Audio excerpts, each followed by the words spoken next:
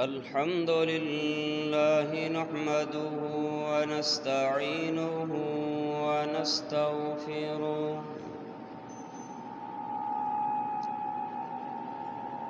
ونعوذ بالله من شرور أنفسنا ومن سيئات أعمالنا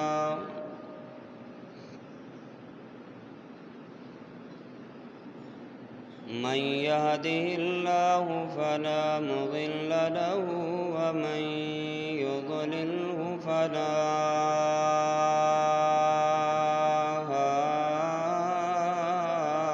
هادي له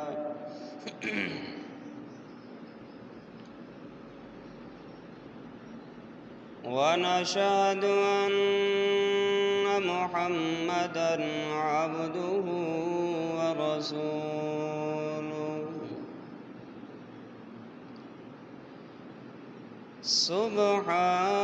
سبحانك لا علم لنا إلا ما علمتنا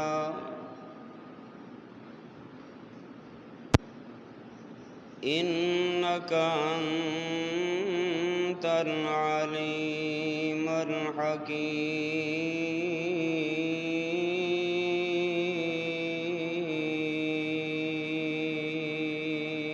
الحكيم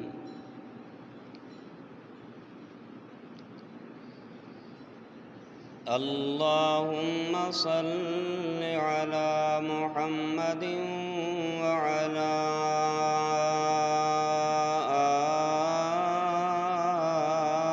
آل محمد كما صليت على إبراهيم وعلى آل إبراهيم إنك حميد مجيد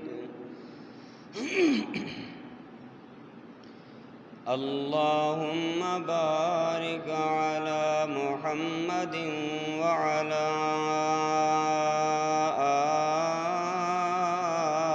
آل محمد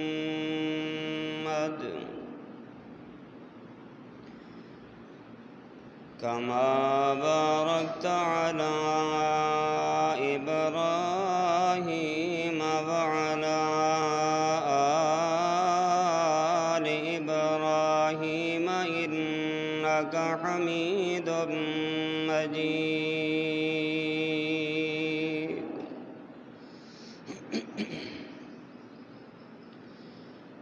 أما بعد فأعوذ بالله السميع العليم من الشيطان الرجيم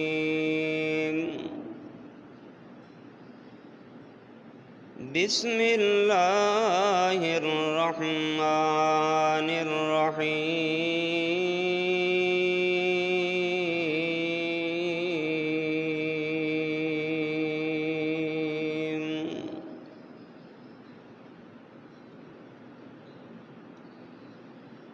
يا أيها الذين آمنوا أطيعوا الله ورسوله ولا تولوا عنه وأنتم تسمعون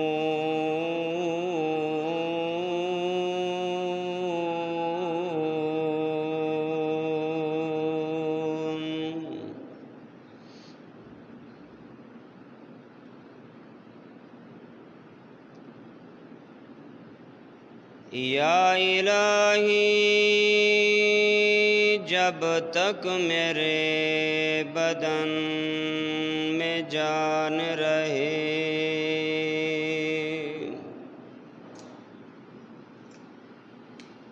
میری یہ تمنا ہے کہ میرے لب پہ تیرا قرآن رہے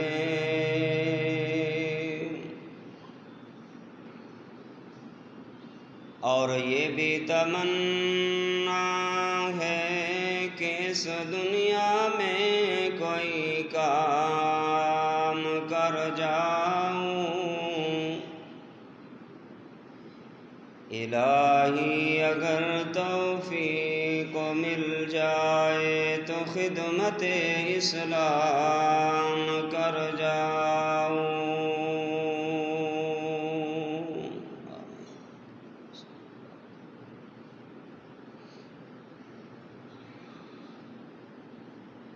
ہر قسم کی حمد و ثنا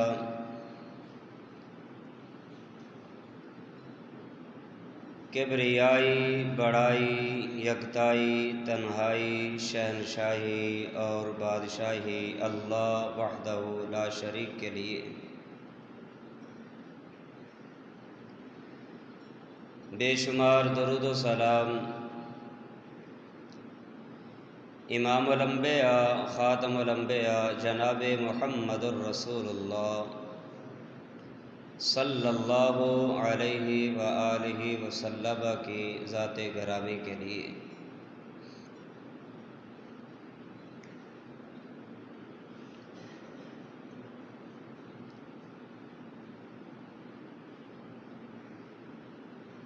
صحابہ کرام پیارے پیغمبر علیہ السلام کی تابعداری، فرما برداری اور پیارے پیغمبر علیہ السلام کی سنت سے اس قدر پیار کیا کرتے تھے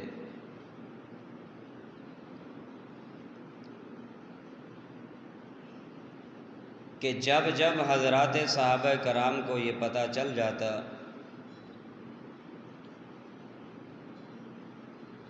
کہ یہ رسول اللہ صلی اللہ علیہ وآلہ وسلم کا فرمان ہے، تو حضرات صحابہ کرام پیارے پیغمبر علیہ السلام کے فرمان کو، آپ کی سنت کو دل و جان سے تسلیم کیا کرتے تھے۔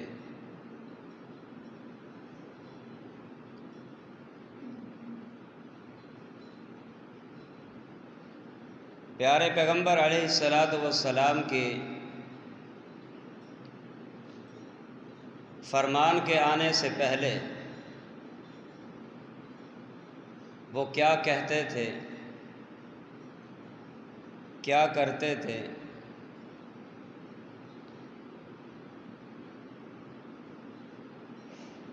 بس جب جب ان کے سامنے پیارے پیغمبر علیہ السلام کا فرمان آ جاتا، وہ سب کچھ کو چھوڑ کر اللہ کے قرآن کو تسلیم کیا کرتے تھے اور پیارے پیغمبر علیہ السلام کے فرمان پر عمل پیرا ہو جایا کرتے تھے۔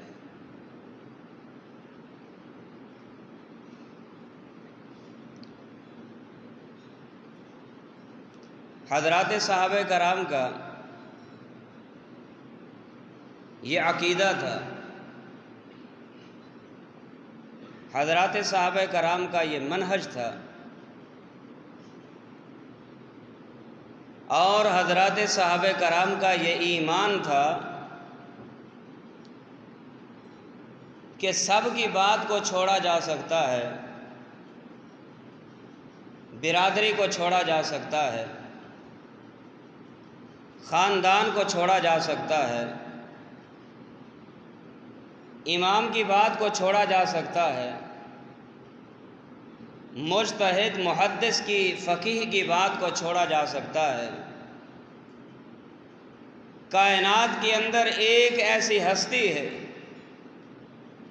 ایک ایسی ذات ہے کہ جس کے ہر فرمان کو لیا جائے گا اور اس کی کسی بات کو نہیں چھوڑا جائے گا، وہ حق محمد الرسول اللہ صلی اللہ علیہ وسلم کا ہے، اور اسی میں نجات ہے، اسی میں کامیابی ہے کہ ہر اس بات کو لیا جائے، ہر اس کام کو کیا جائے جس کام کا ثبوت رب کے قرآن میں ہو، پیارے پیغمبر علیہ السلام کی حدیث میں ہو، اور ہر اس کام کو چھوڑ دیا جائے جس کام کی تائید نہ رب کے قرآن سے ہوتی ہو، نہ محمد الرسول اللہ صلی اللہ علیہ وسلم کے فرمان سے ہوتی ہو۔ اسی چیز کا نام ایمان ہے۔ اور جو مسلمان اسلام قبول کرتا ہے جب کہتا ہے لا الہ الا اللہ محمد الرسول اللہ، اس کلمے کا تقاضا بھی یہی ہے کہ سب کی بات کو چھوڑ کے رب کی بات کو ماننا ہوگا، سب کی بات کو چھوڑ کے اپنے آپ کو محمد الرسول اللہ صلی اللہ علیہ وسلم کا تابعدار بنانا ہوگا۔ اور حضرات صحابہ کرام پیارے پیغمبر علیہ السلام کی سنت کے ساتھ ان کو کتنا پیار تھا، کتنی محبت تھی، کتنا شوق تھا، آپ حیران ہوں گے۔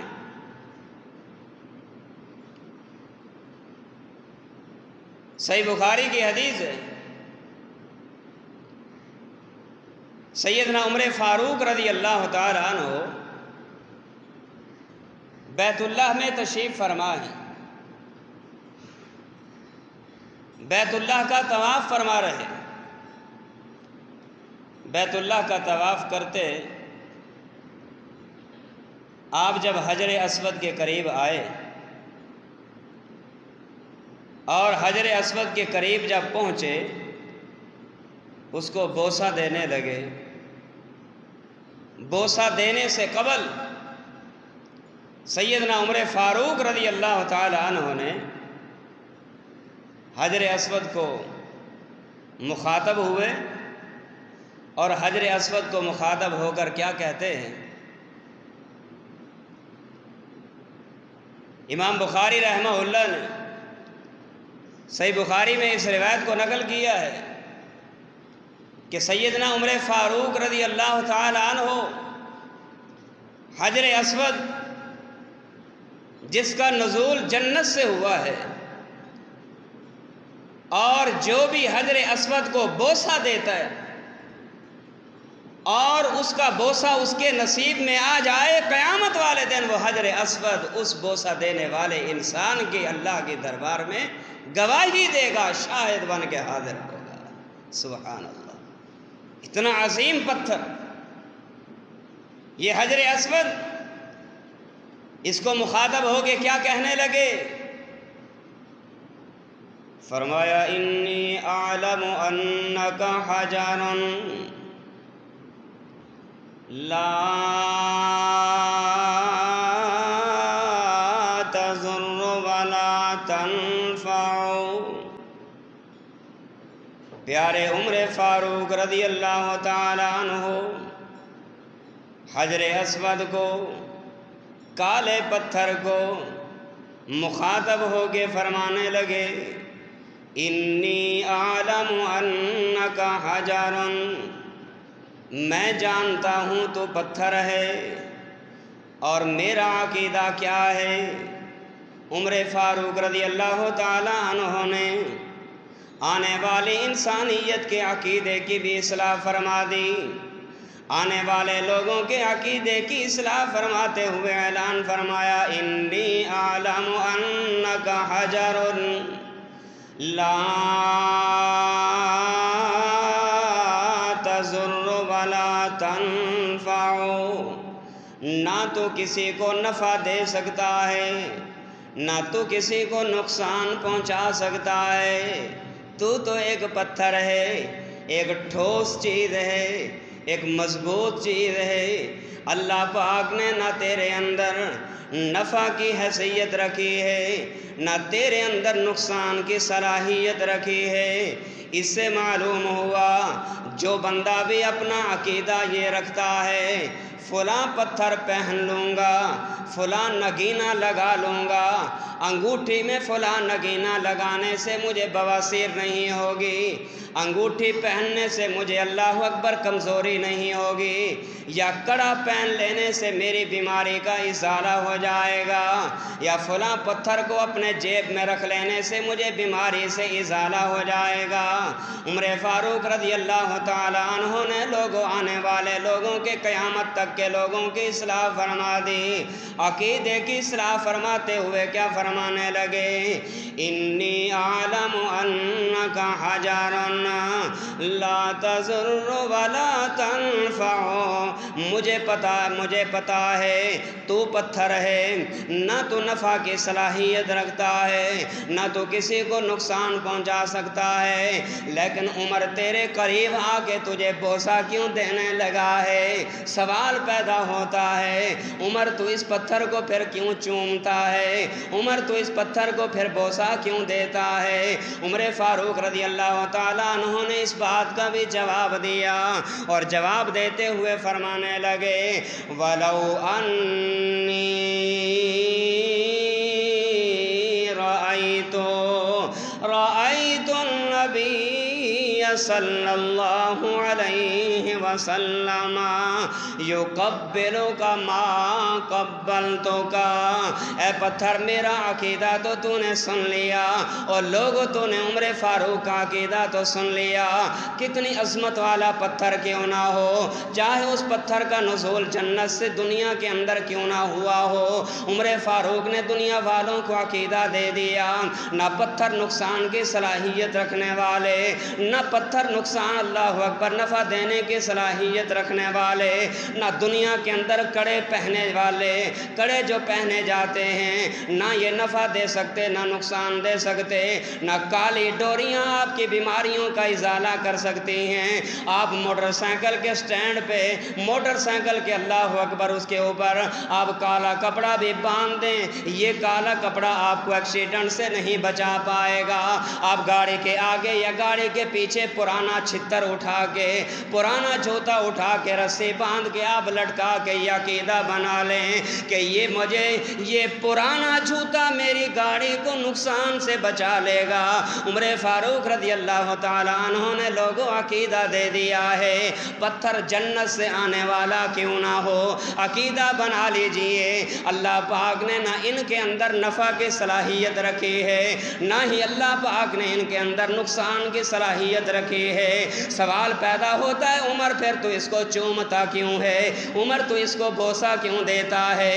عمر فاروق رضی اللہ تعالیٰ عنہ فرمانے لگے اے پتھر میں تجھے چومتا اس لیے ہوں کہ تجھے چومتے ہوئے میں نے محمد الرسول اللہ صلی اللہ علیہ وسلم کو دیکھا ہے، وہ تجھے چوما کرتا تھا، آج عمر تجھے چومتا ہے، اس لیے نہیں چومتا کہ تو جنت کا پتھر ہے، اس لیے نہیں چومتا کہ تیری شان بڑی اعلیٰ ہے، تیرا مقام اس لیے ہے، تیری شان اس لیے ہے، تیرا مقام اس لیے تمام پتھروں میں اعلیٰ ہے، اس لیے کہ تجھے چومنے والے محمد الرسول اللہ صلی اللہ علیہ وسلم ہیں۔ اگر اللہ کے رسول تجھے نہ چومتے، عمر کبھی نہ چومتا۔ پتہ یہ چلا کہ حضرات صحابہ کرام کو پیارے پیغمبر علیہ الصلوۃ والسلام کے سنت کے ساتھ کتنا پیار تھا، سنت کے ساتھ کتنی عقیدت تھی۔ آئیے لوگوں ذرا بات کو آگے بڑھائیں، سیدنا عبداللہ ابن مسعود رضی اللہ تعالیٰ عنہ کو دیکھیے، پیارے پیغمبر علیہ الصلوۃ والسلام کی سنت کے ساتھ ان کو کتنا پیار ہے۔ پیارے عبداللہ رضی اللہ تعالیٰ عنہ جمعہ کا دن ہے، اندر مسجد کے اندر داخل ہونے لگے، توجہ، مسجد کے اندر داخل ہونے لگے، جوتیوں والی جگہ تک پہنچے۔ کیفیت کیا ہے؟ کیفیت یہ ہے کہ جوتا اتار کر دایاں پاؤں مسجد کے اندر رکھا، بایاں پاؤں ابھی جوتیوں والی جگہ پہ ہے۔ پیارے پیغمبر علیہ الصلوۃ والسلام نے فرمایا کیا؟ اجلسو اور لوگوں بیٹھ جائیے بیٹھ جائیے بیٹھ جائیے۔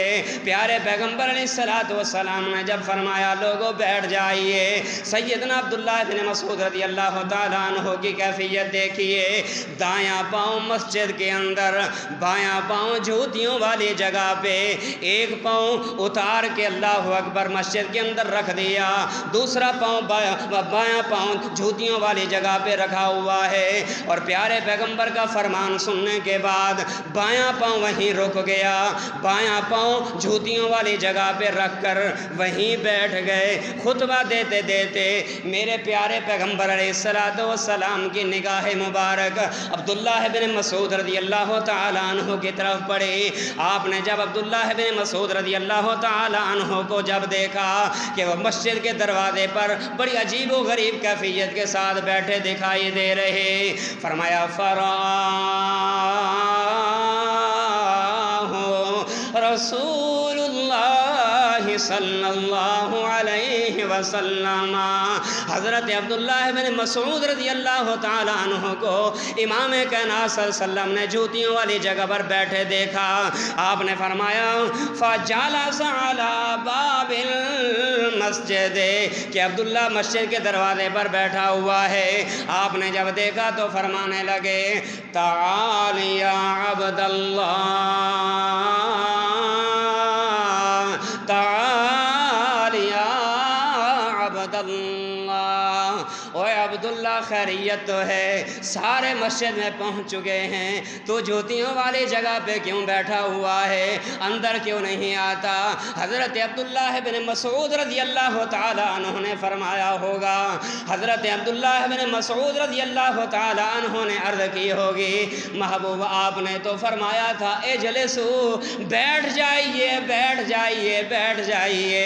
آپ کے فرمان کا تقاضا یہی تھا کہ عبداللہ بن مسعود کو جب ان کے کانوں میں یہ آواز پہنچی کہ بیٹھ جائیے، ایمان کا تقاضا یہی ہے، غیرت کا تقاضا یہی ہے، اور کلمہ توحید کا تقاضا یہی ہے۔ جب لوگوں محمد الرسول اللہ صلی اللہ علیہ وسلم کا فرمان کانوں تک پہنچ جائے کہ بیٹھ جائیے، بیٹھنا فرض ہو جائے گا، کھڑے ہو جائیے، کھڑے ہونا فرض ہو جائے گا، سو جائیے، سونا فرض ہو جائے گا، کر لیجئے، کرنا فرض ہو جائے گا، نہیں کرنا نہ کرنا فرض ہو جائے گا۔ عبداللہ ابن مسعود رضی اللہ تعالیٰ عنہ عرض کرنے لگے محبوب آپ نے تو فرمایا تھا بیٹھ جائیے تو میں بیٹھ گیا، آپ نے فرمایا عبداللہ تو اندر کیوں نہیں آیا؟ عبداللہ رضی اللہ تعالیٰ عنہ نے عرض کیا ہوگا محبوب آپ کے فرمانے عالی شان کے آنے کے بعد اگر عبداللہ اپنا پیچھے والا قدم آگے رکھ لیتا، عبداللہ کو خطرہ تھا کہ کہیں عبداللہ ایمان سے ہاتھ نہ دھو بیٹھتا۔ یہ ہے ایمان، یہ ہے سنت سے پیار، یہ ہے پیارے پیغمبر علیہ الصلوۃ والسلام کی شان سے پیار۔ ایسا پیار چاہیے، ایسی سنت چاہیے، ایسی عقیدت چاہیے، ایسا پیار، ایسی عقیدت کہ میٹھا میٹھا ہڑپ اور کڑوا کڑوا تھو، یہ پیار نہیں، یہ منافقت ہے۔ لفظ ذرا سنگین ضرور ہیں لیکن ایمانی غیرت کا تقاضا ہے۔ فرمان جیسا بھی ہو، جس طرح کا بھی ہو، بڑا ہو چھوٹا ہو، اور جس طرح کا جب یہ آپ کے کانوں میں جب یہ آواز پہنچ گئی کہ یہ فرمان رسول اللہ صلی اللہ تعالی علیہ وآلہ وسلم کا ہے، بس امتی کے لیے فرض ہو جاتا ہے کہ جب اس کے کان میں یہ بات پڑ جائے کہ اللہ کے رسول نے یہ فرما دیا، بغیر ہیل حجت کے، بغیر چونکے، بغیر چنانچے، بغیر ہیل حجت کے پیارے پیغمبر کی بات کو ماننا ہوگا، آپ کی بات کو سننے کے بعد اس کے مطابق عمل کرنا ہوگا۔ اگر عمل کرے گا تو مسلمان ہے، اپنی مرضی اختیار کرے گا تو پھر اس کے ایمان میں شک کیا جا سکتا ہے۔ قرآن نے یہی کہا، فرمایا یا ایھا الذین آمنوا اطیعوا اللہ ورسولہ اے ایمان والو تم اللہ کی بات خوشی خوشی سے مان لیجئے اور اس کے محبوب علیہ السلام کی بات کو بھی خوشی خوشی سے مان لیجئے۔ خوشی خوشی سے ماننے کا تقاضا یہی ہے، فرمان جس طرح کا بھی ہو، حدیث جس طرح کی بھی ہو، آیت قرآنی جس طرح کی بھی ہو، ایمانی غیرت کا تقاضا ہے کہ اس کے مطابق آپ کا عمل ہونا چاہیے۔ لوگ کہتے ہیں جی بس یار وہ بھی تو بات حدیث کی کرتا ہے، وہ بھی تو بات قرآن کی کرتا ہے، وہ بھی قرآن پڑھتا ہے، وہ بھی حدیث سناتا ہے، وہ بھی کہتا ہے کہ حدیث میں اس طرح آیا ہے، وہ بھی کہتا ہے کہ قرآن میں اس طرح آیا ہے۔ میرے بھائیوں یاد رکھیے، ہر بندہ اپنے دلائل یا رب کے قرآن سے دے گا یا محمد الرسول اللہ صلی اللہ علیہ وسلم کے فرمان سے دے گا، لیکن اللہ نے کیا فرمایا؟ قرآن مجید میں دو قسم کی آیات ہیں، وہ آیات جو محکمات ہیں ہن ام الکتاب، وہ کتاب کی اصل ہیں، وَأُخَرَ مُتَشَابِهَاتٌ، اور کچھ آیات ایسی ہیں جن کا معنی واضح نہیں، جن کا مفہوم واضح نہیں۔ اب جن لوگوں کے دلوں کے اندر ٹیڑھ پن ہے، کجروی ہے، جو لوگوں کو راہ راست سے بھٹکانا چاہتے ہیں، وہ لوگوں کے سامنے یہ باور کراتے دکھائی دیتے ہیں کہ یہ رب کا قرآن ہے، لیکن جب پڑھتے تو رب کا قرآن ہے، جب معنی بیان کرتے ہیں تو اپنی مرضی کا، مفہوم بیان کرتے ہیں تو اپنی مرضی کا۔ اللہ نے ہمیں عقل کی صلاحیت سے نوازا ہے، اللہ نے ہمیں فہم عطا فرمایا، اللہ نے ہمیں یہ سمجھ عطا فرمائی۔ جب آپ کسی بھی عالم کا مسئلہ سنیں، آپ کا حق بنتا ہے سننے کے بعد آپ خاموشی اختیار مت کریں، سننے کے بعد آنکھیں نہ بند کر لیں، سننے کے بعد بس کہہ دیں بس جی ٹھیک ہے، اس نے جو کہہ دیا ٹھیک کہہ دیا، اور اس نے جو کہا کہ میاں اپنا عمل چھوڑنا نہیں، دوسرے کو چھیڑنا نہیں۔ یاد رکھیں یہ بات، یہ فارمولہ بالکل غلط ہے۔ جب تک آپ کسی کو چھیڑو گے نہیں اس وقت حق اور باطل کی پہچان نہیں ہوگی۔ جب تک آپ چھیڑو گے نہیں سچ اور جھوٹ کا امتیاز نہیں ہوگا۔ جب تک آپ چھیڑو گے نہیں سنت اور بدعت کا امتیاز نہیں ہوگا۔ تبھی ہوگا جب آپ رب کے قرآن کو کھولو گے، محمد رسول اللہ کے فرمان کو کھولو گے صلی اللہ علیہ وسلم۔ آپ کھولو تو صحیح، آپ رب کے قرآن کو کھولو تو صحیح، آپ رب کے قرآن کو پڑھو تو صحیح، رب کے قرآن کا مطالعہ تو کیجیے۔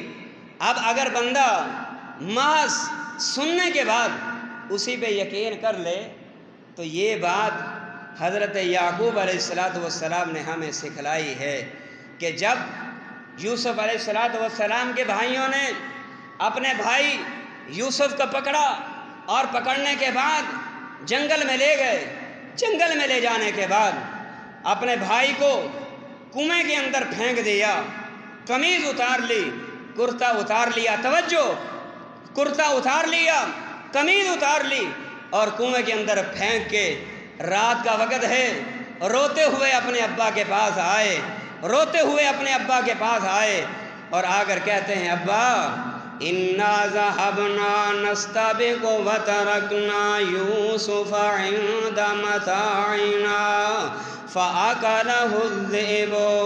ابا جان ہم جنگل میں گئے، ہم نے اپنے پیارے بھائی یوسف کو سامان کی رکھوالی کے لیے محافظ کے طور پہ بٹھا دیا۔ ہم نے کہا بھائی تم چھوٹے ہو، یہاں سامان کی حفاظت کرو، ہم شکار کر کے واپس آ جائیں گے۔ ہم جب واپس آئے تو کیا دیکھا کہ ہمارے بھائی یوسف کو بھیڑیا کھا گیا تھا۔ کیا کہا؟ بھیڑیا کھا گیا تھا۔ کس نے کھایا؟ بھیڑیے نے کھایا، بھیڑوں نے کھایا ہے؟ بھیڑیے نے کھایا یا بھیڑیں کھا گئی؟ بھیڑیں، ہاں جی۔ اور جب اپنے ابا یعقوب کو آ کر بتایا، اولاد کا صدمہ والدین کو ہی اس کا اندازہ کیا جا سکتا ہے کہ اولاد کا صدمہ کتنا بڑا عظیم صدمہ ہے۔ اللہ اکبر۔ جب یہ حضرت یعقوب علیہ السلام نے اپنے بیٹے کے بھیڑیے کی کھا جانے کی خبر سنی ہوگی، ان کے دل پہ کیا گزرا ہوگا۔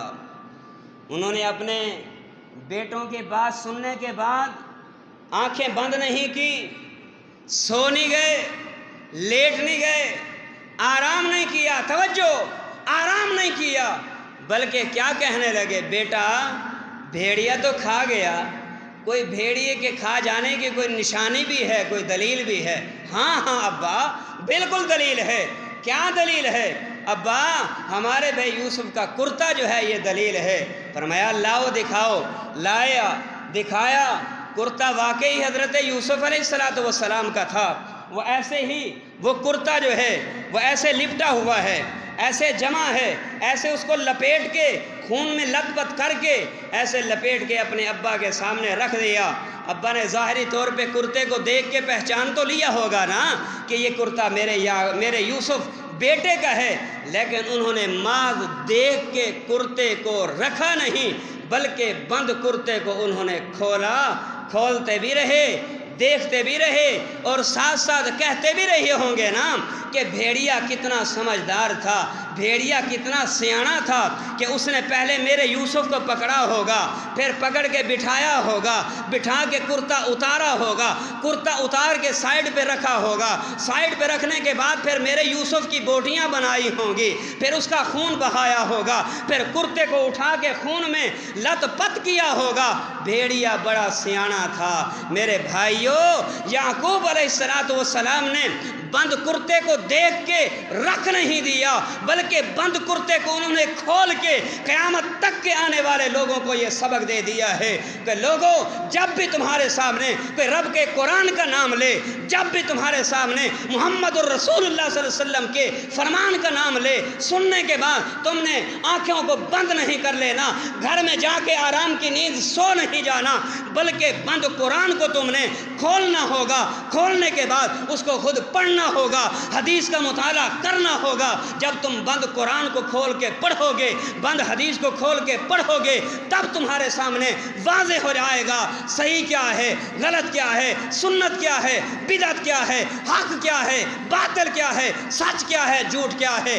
آج ہم اس چیز کی تکلیف برداشت ہی نہیں کرتے، بس جس نے جو کہا سن لیا، جس نے جو کہا سن لیا، اس نے بھی کہا سن کے ہم خاموش ہو گئے، اس کی بھی سنی تو خاموش ہو گئے۔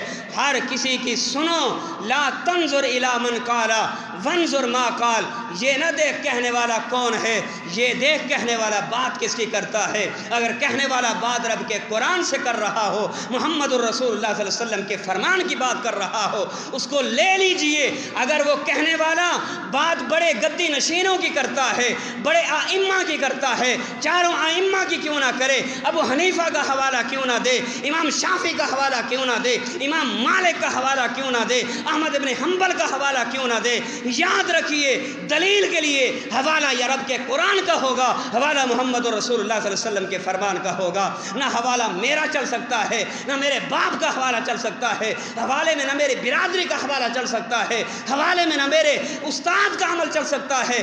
حوالے کی بات جب آئے گی، رب کا حوالہ، رب کا قرآن حوالہ ہوگا، محمد رسول اللہ کا فرمان حوالہ ہوگا صلی اللہ علیہ وسلم۔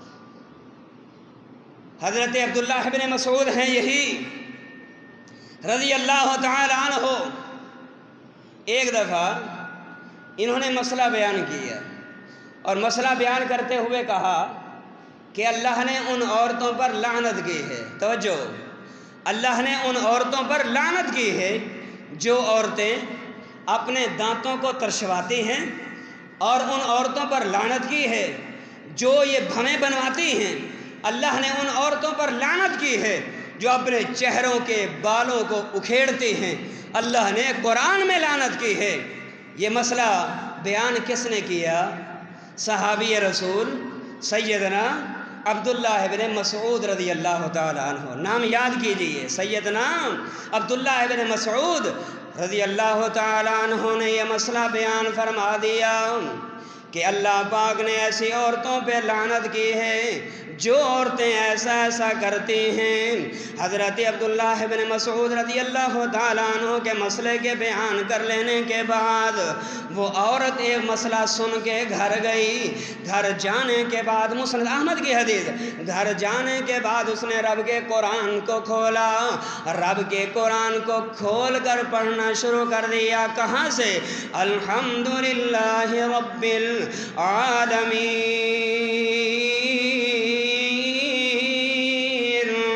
الرحمن الرحيم مالك يوم الدين إياك نعبد وإياك نستعين. پڑھتے رہے پڑھتے رہے پڑھتے رہے پڑھتے رہے حتیٰ کہ قرآن مجید کی آخری سورت تک جا پہنچی. کون سی؟ قل اعوذ برب الناس مالک الناس الہ الناس من شر الوسواس الخناس الذي يوسوس في صدور الناس من الجنة والناس.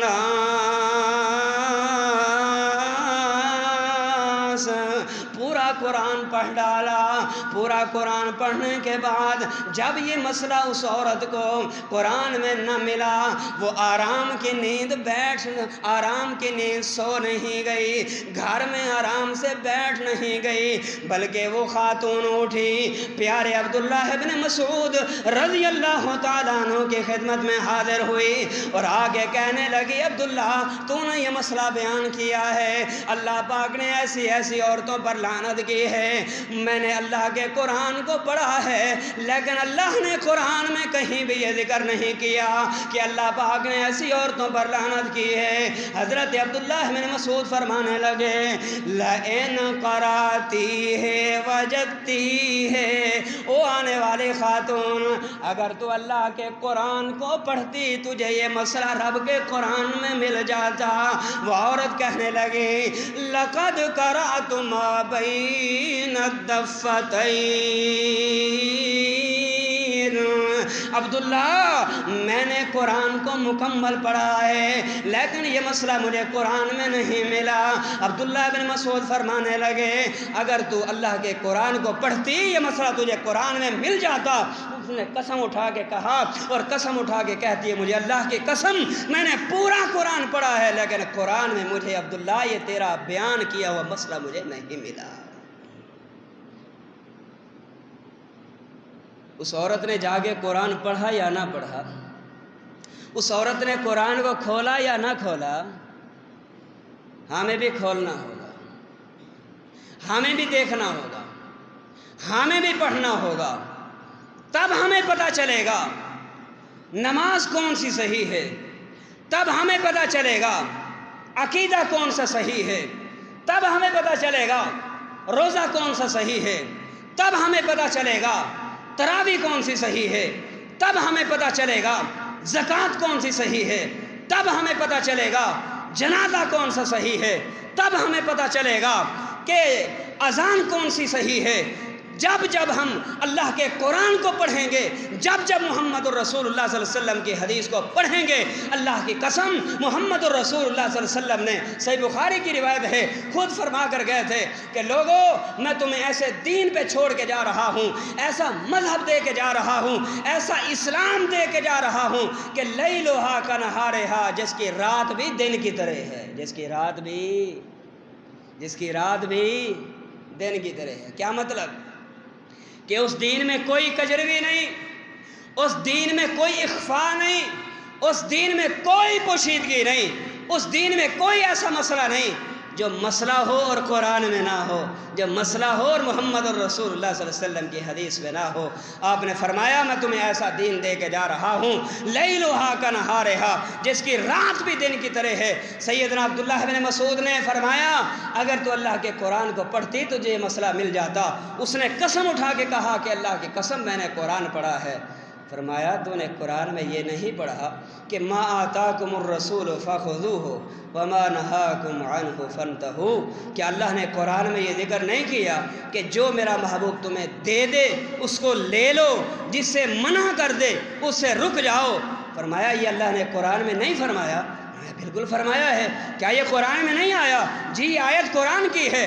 کیا محمد الرسول اللہ صلی اللہ علیہ وسلم کا فرمان اللہ کا فرمان نہیں ہے؟ کیا رسول اللہ صلی اللہ علیہ وسلم کی سنت اللہ کا فرمان نہیں ہے؟ جب اللہ کے رسول نے فرما دیا گویا کہ اللہ کے رسول نے نہیں فرمایا بلکہ یہ رب نے خود فرمایا ہے. رسول کا فرمان کس کا فرمان ہے؟ اللہ کا. وما ينطق عن الهوى ان ہوا الا وحی یوحا، میرا محبوب دین کے معاملے میں، شریعت کے معاملے میں اس وقت تک نہیں بولتا جب تک کہ اللہ کی طرف سے جبریل وحی نہ لے کے آ جائے۔ اور پیارے پیغمبر علیہ الصلوۃ والسلام نے جب یہ مسئلہ بیان فرما دیا، ایسی عورتوں پہ لعنت ہے، گویا کہ یہ لعنت محبوب کی نہیں، اللہ کی لعنت ہے، گویا کہ محبوب کا فرمان اللہ کا فرمان ہے۔ میرے بھائیوں، خلاصہ کلام یہ ہے، پیارے پیغمبر علیہ الصلوۃ والسلام کی سنت کے ساتھ پیار کرنا ہوگا، عقیدت رکھنا ہوگی، محبت ہونی چاہیے، پیار ہونا چاہیے، سنت کو سنت سمجھ کر چھوڑ نہیں دینا چاہیے۔ ہماری بہت ساری غفلتیں اور کوتاہیاں ہیں، یہ ہے تو سنت کی کیا ویلیو ہے، کر لیں تو بھی ٹھیک ہے، نہ کریں تو بھی ٹھیک ہے۔ آپ نے کیا فرمایا کہ لوگوں، میں تمہیں دو چیزیں چھوڑ کے جا رہا ہوں، میں تمہارے اندر دو چیزیں چھوڑ کے جا رہا ہوں، جب تک تم ان دو چیزوں کو مضبوطی کے ساتھ تھامے رکھو گے، لن تضلوا ما تمسکتم بہما، تمہیں کائنات کی کوئی طاقت گمراہ نہیں کر سکتی۔ وہ دو چیزیں کیا ہیں؟ کتاب اللہ و سنتی، ایک اللہ کی کتاب اور دوسری میری سنت ہے۔ نماز بھی آپ کی سنت ہے، روزہ بھی آپ کی سنت ہے، نماز سے پہلے اور بعد کی سنتیں بھی آپ کی سنت ہیں، داڑھی رکھنا بھی آپ کی سنت ہے، پیارے پیغمبر علیہ الصلوۃ والسلام کی سنت عالی شان ہے۔ آپ نے فرمایا میں تمہیں رب کا قرآن دے کے جا رہا ہوں، اپنی سنت دے کے جا رہا ہوں، جب تک تم ان دو چیزوں کو مضبوطی کے ساتھ تھامے رکھو گے، کائنات کی کوئی طاقت تمہیں راہ ہدایت سے ہٹا نہیں سکے گی۔ اللہ سے دعا ہے اللہ ہم سب کو سمجھنے کی اور عمل کی توفیق عطا فرمائے۔